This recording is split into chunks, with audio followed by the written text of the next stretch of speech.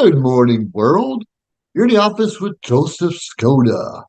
And today I have a little bit of flowers in the background because here in California in April, it's kind of blooming season when all the flowers come out after the rains. And thankfully, we actually had rain earlier this year, probably too much, but our lakes are finally full. But everything came out in full force. And what's so exciting if you're driving down the 101, which I live off the 101 highway in California, and you look up in the hills. Some will call them mountains, they're really hills, but they're kind of tall. And this time of year, first time in many years, everything's green. Everything's green except for some of the flowers that popped up. And California poppy is all over the place finally. The flower is beautiful. And what's so great about it is it's leaving an impact. It's an impact. So I want to talk to you a little bit about today about leaving an impact on others, impact definitely on your children, impact on your legacy, provided you want to leave one for anyone behind you to begin with. Now, I'm a public speaker, and any speech always starts with an introduction, a body, conclusion. Of course, if you're writing a story or you're giving a speech or even a intelligent conversation, in most cases, there's an introduction, body, and conclusion.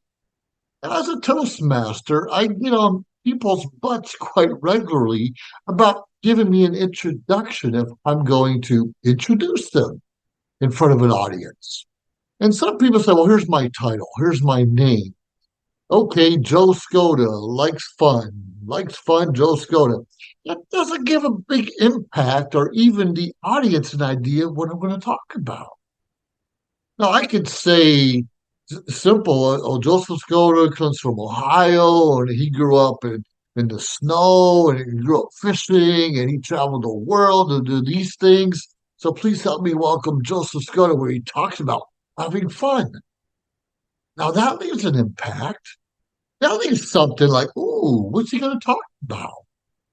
And here's a secret too. Here's something you have to be conscious of. If you're going to give an introduction like that, and that was a little short, I would probably have a little longer introduction, no more than 5 or 6, maybe 8 sentences, really short. But if you're going to give somebody like, whoa, I want to hear more, you better give them more. Right. You can't leave someone hanging. I mean, those cliffhangers, on the edge of your seat, like, whoa, I can't wait to hear. I can't wait to hear what's happening. What kind of fun did he have? Where has he been? What's he doing? When's the next vacation coming up? And sometimes, even now, even though I'm a public speaker, I'll leave that cliffhanger, but I don't explain my story well enough. You see, I can easily say the 21 years of the Air Force, I was stationed in the Philippines, Okinawa, Saudi Arabia, South Carolina, Arizona, Maine, and so forth and so on, and the Panama, Korea, Kuwait, all the other things. But it's not really a story. It's just like, ooh, I've been there and you haven't. Oh, I did this and you didn't. I actually rappelled out of helicopters and down mountains, believe it or not. If you look at me, and thankfully I'm not standing at the moment, you're like, are you kidding me? You're too out of shape to do any of those things. Well, I did retire from the Air Force like 17 years ago, and I have gotten a little bit out of shape since then, of course. I'm not as strong as I used to be, and that's not my priority. But the point is, we tell someone we're going to leave an impact, then we kind of do. And part of being a Toastmaster also, not only do you speak, you have an opportunity to be a counter grammarian and check people's ahs, knows, so's, things like that, and as well as timer, but you have an opportunity to be an evaluator.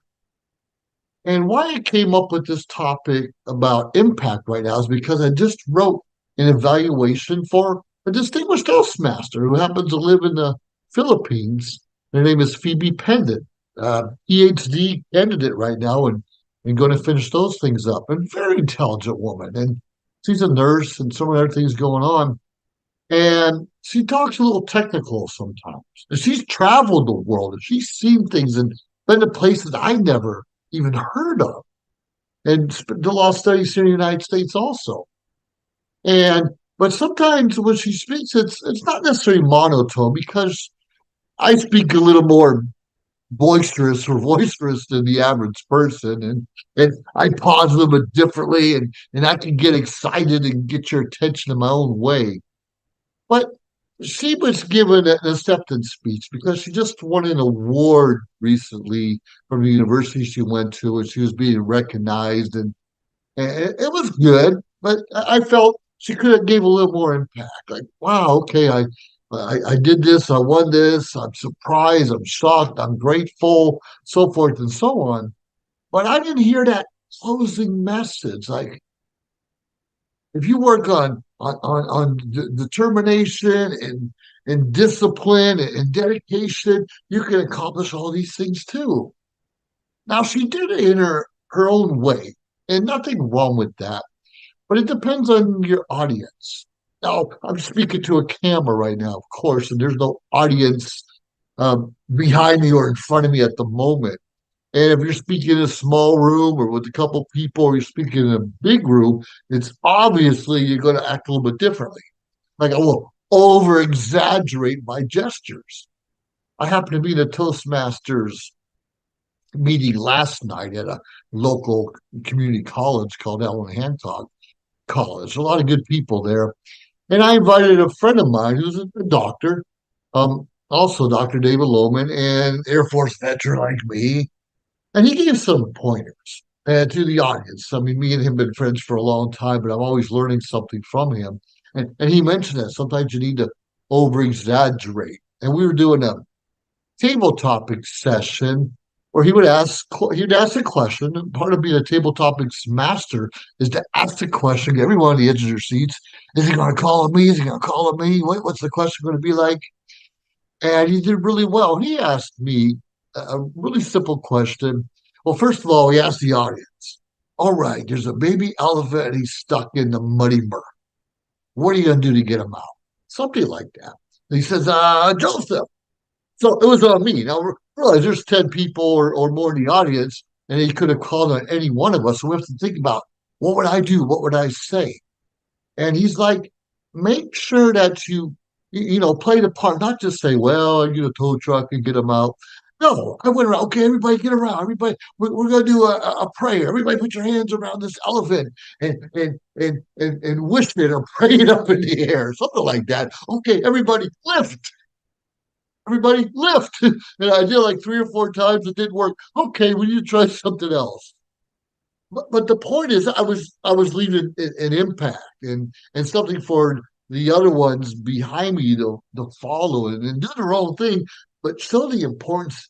Sometimes we have to over exaggerate if you're talking or speaking.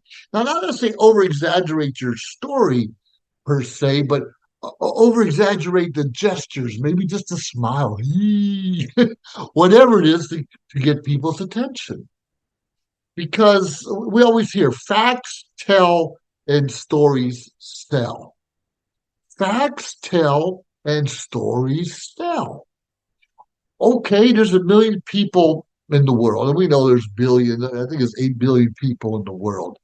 And I was in a little town last week called Harmony, California, and I did a video on it. And there's 18 people on the registry in that town. Okay, so say Harmony, got 18 people. Okay, wonderful. They may remember it, they may not. But I say, oh, Harmony. Wow, it's known for its winery. They have a great winery up there.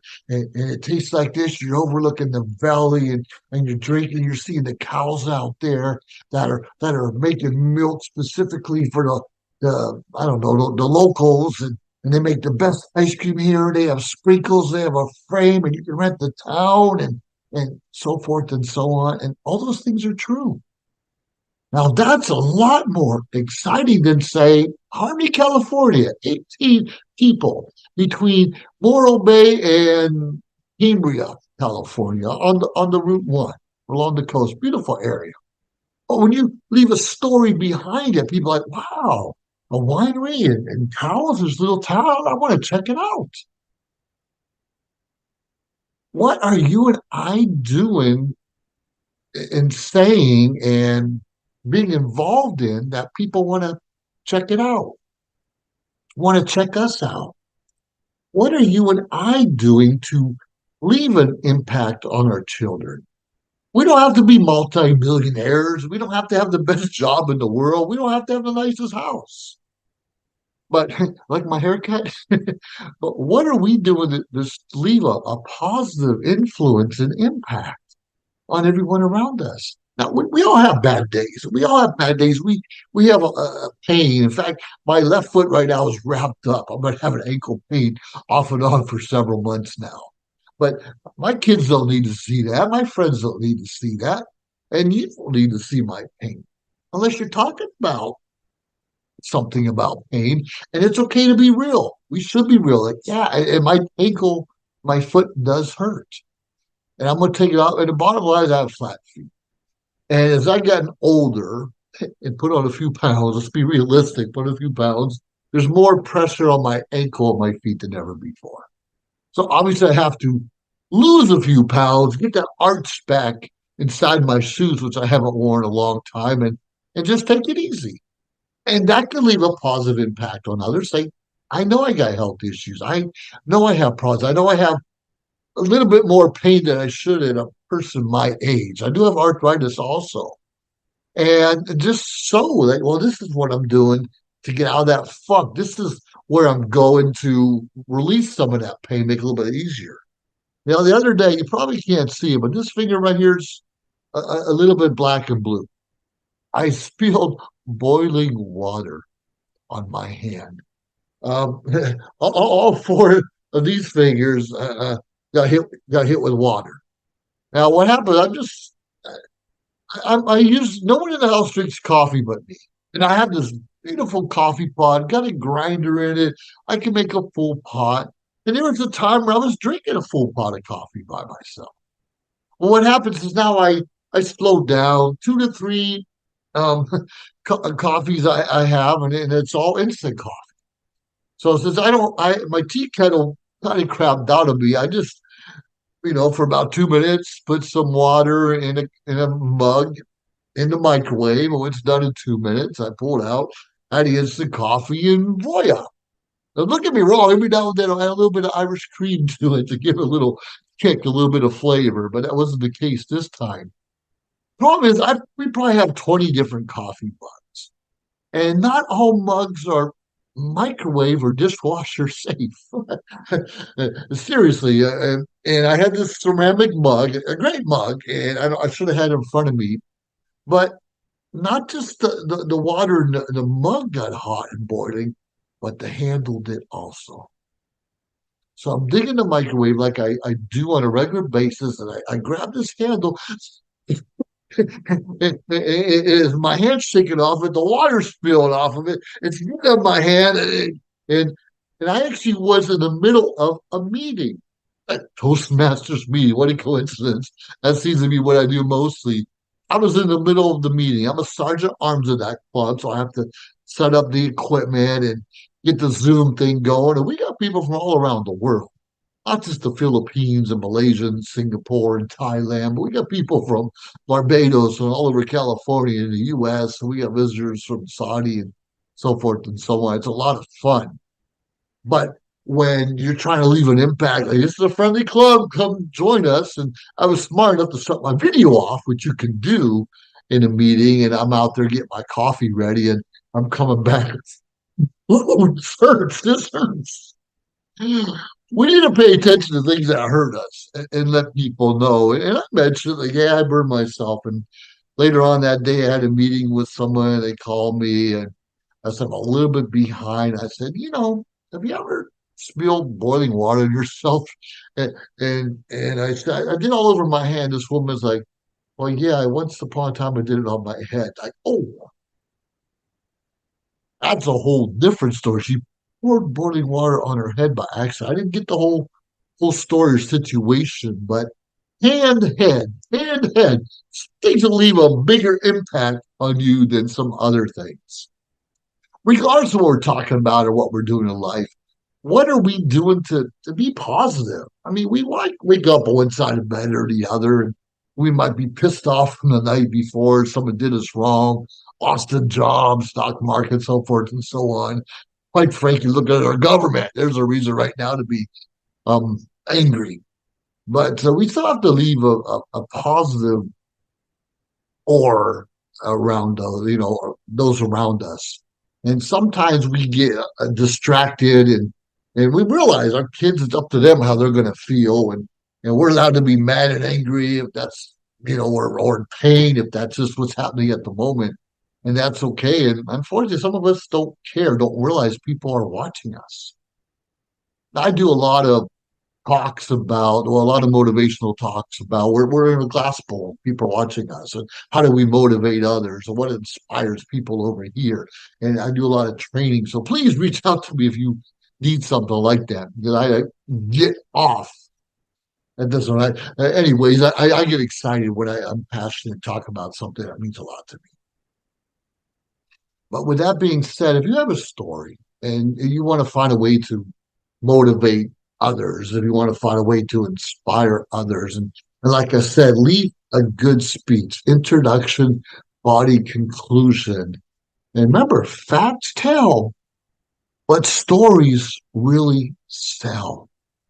I poured boiling water a lot of places, and sadly, my girlfriend poured some in her lap a couple months ago, making soup, and it spit all over her. But it's a long story, and some things never quite heal as right as they're supposed to. And she's going to get mad at me for mentioning those kinds of things. But we all have stuff in our life that hurts, that's painful, that's negative, that leaves us uncertain about the future. And that's okay. But look at the flowers behind me. They're blooming. In fact, I'm even going to change the background a little bit. For instance, here's some more flowers, some more blooming going in California. I did a speech not too long ago that asked me, "What's your favorite flower?" And it wasn't the rose, it wasn't the carnation, it wasn't even the California poppy. It was this one. You know this one? The dandelion. We don't see a lot of dandelions in California, but they're all over the Midwest in Ohio where I grew up with. And what's exciting about them, I know it's just old wives' tale, but if you rub a dandelion or someone's chin and their chin or their face turns yellow, then they like butter. I don't know how true that is. It doesn't matter. But what are some of the suggestions or old wives' tales that you've heard like over the years, and you don't know if it's true or not? But the dandelion, obviously, if you rub it hard enough, your chin is definitely going to turn yellow. Very interesting, different things we do in our lives, and it will leave an impact. So I challenge each and every one of you to find a way to leave a positive impact. Negative. I mean, if someone did you wrong, yeah, you definitely want to leave an impact. I got you. I totally understand you. But whatever it is, make sure it counts. Make sure whatever you do counts. It means something. I love this gavel. I used to carry around a lot, and I installed new officers the other day, disabled American veterans in San Luis Obispo, and I brought my gavel with me. And I use it quite a bit when I just to leave an impact, to leave a message that people can remember. And all of you know, I like a good old fedora, a good old hat. But what do you do so people are going to remember you and what you have to say, and more importantly, what you stand for? With that being said, this has been Joseph Skoda in the office, and I look forward to hearing some of the things that you're doing out there. And please subscribe to our channels and look out there for one another. Have yourself a good life. Nothing's perfect. Neither are we, but that's okay. We can still have a good life. Have a great day, everyone. Joseph Skoda, over and out. Bye. If you liked our show, please subscribe to our YouTube channel or find us on any social media platform, Instagram, of course, Facebook. Like, subscribe, share. We appreciate it. Let us know your thoughts and join our team. Anyways, we appreciate you staying tuned week after week, day after day, because we continuously build up our network to bring to you what you're asking for. Have a great day.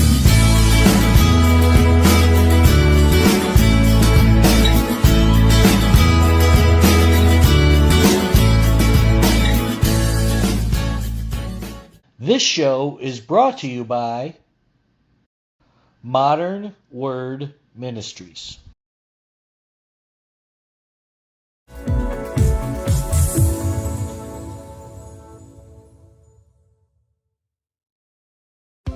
Trying to buy a home these days is tough. We know. We hear it every day. Home inventory is at an all-time low. It's a seller's market, and cash buyers have the advantage. Recently, cash buyers made up more than a quarter of all home purchases. So, how do you compete with cash buyers and win? By becoming a cash buyer yourself. How do you do that? With New American Funding's Buyer Accepted program. Here's how it works. Buyer Accepted LLC, an affiliated company of New American Funding, will buy your new home with cash and sell it back to you for the original purchase price, plus a service fee that can be added to the purchase price of the home once you secure mortgage financing with New American Funding. This turns you into a cash buyer and helps you win the bidding war. And the best part? You don't need to sell your current home first. Don't miss this opportunity to buy your dream home. Call New American Funding today or visit newamericanfunding.com to learn more about becoming a cash buyer and winning the bidding war.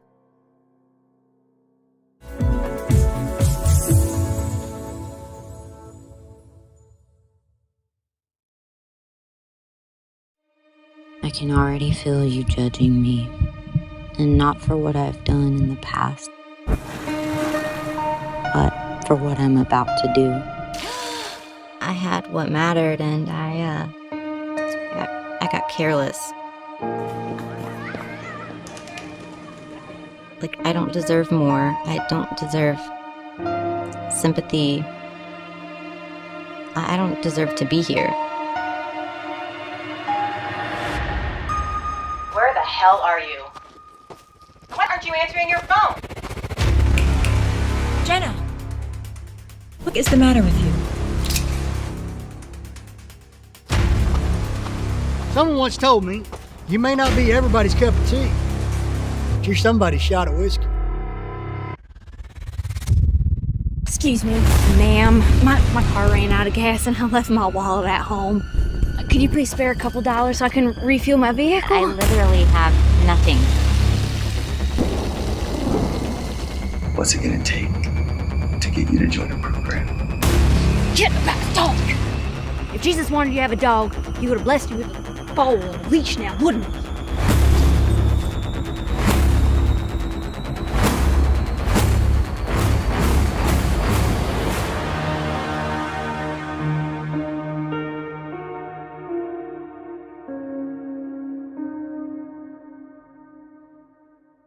Social Media Shows is a production company based here in Las Vegas, Nevada. We offer these services.